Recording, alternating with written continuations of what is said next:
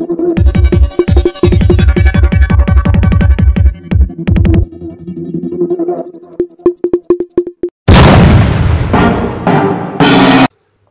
पोलिसांची धडाकेबाज कामगिरी नाशिक ग्रामीण जिल्ह्यातील अवैध व्यवसायांचे समूळ उच्चाटन करण्यासाठी पोलीस अधीक्षक विक्रम देशमाने यांनी पोलीस ठाणे निहाय कारवाई करण्याचे आदेश दिले आहेत। त्यानुसार वणी पोलिसांनी दिनांक 13/12/2024 रोजी वणी पोलीस स्टेशन हद्दीतील भातोडे गावाच्या शिवारात गांजाची लागवड करणाऱ्या एका संशयितावरती कारवाई केली आहे। दिनांक 13/12/2024 रोजी वणी पोलीस ठाणे हद्दीत भालोडे गावाच्या शिवारात काही संशयित गांजाची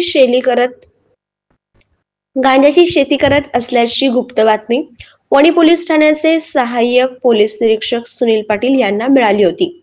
त्यानुसार वणी पोलिसांनी भातोडे गावच्या शिवारातील इसाम नामे रंगनाथ सोनू चव्हाण वय वर्ष 51 राहणार भातोडे तालुका दिंडोरी जिल्हा नाशिक यांच्या मालकीचे शेत गट क्रमांक 8 या ठिकाणी छापा टाकला।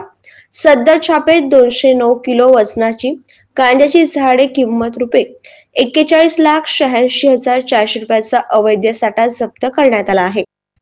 यातील इसाम रंगनाथ चव्हाण हा त्याच्या स्वतःच्या शेतात टोमॅटोच्या लागवडीमध्ये गांजाच्या झाडांची बेकायदेशीर लागवड करून विक्री करण्याच्या उद्देशाने जोपासना करताना मिळून आला असून त्याच्या विरोधात वणी पोलीस ठाण्यात गुन्हा दाखल करण्यात आला आहे। त्यातील आरोपी सदर गुन्ह्यात अटक करण्यात आली असून पुढील तपास सुरू आहे। सदर आरोपी हे गांजाच्या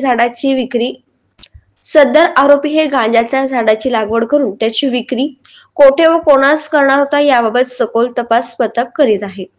नाशिक ग्रामीण पोलीस जिल्हा अधीक्षक विक्रम देशमाने, अप्पर पोलीस अधीक्षक नाशिक ग्रामीण आदित्य मिलखलकर व उपविभागीय पोलीस अधिकारी कळवण विभाग किरण कुमार सूर्यवंशी यांच्या मार्गदर्शन व सूचनांप्रमाणे दिंडोरी पोलीस ठाण्याचे पोलीस निरीक्षक रघुनाथ शेगर, वणी पोलीस ठाण्याचे सहाय्यक पोलीस निरीक्षक सुनील पाटील, गणेश कुटे, अंबादास आढळ, संदीप बच्चाव, वसंत साबळे, नितीन तेलांग, रमेश चव्हाण, तुषार सोनवणे यांच्या पथकाने सदरची कारवाई केली आहे।